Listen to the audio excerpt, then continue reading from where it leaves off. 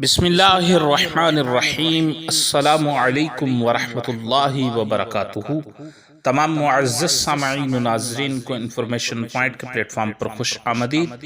سامعین و ناظرین، ہماری آج کی ویڈیو کے اندر ہم جانیں گے اللہ تبارک و تعالی اپنے کس بندے سے ناراض ہو جاتا ہے۔ رسول اللہ صلی اللہ علیہ وسلم نے اس بارے میں کیا ارشاد فرمایا؟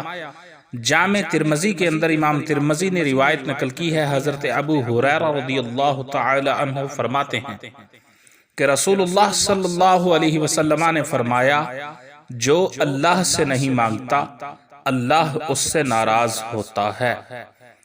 رسول اللہ نے فرمایا، جو اللہ سے نہیں مانگتا اللہ اس سے ناراض ہوتا ہے، لہٰذا دعا مانگتے رہنا چاہیے، ورنہ اللہ تبارک و تعالی اپنے بندے سے ناراض ہو جاتا ہے۔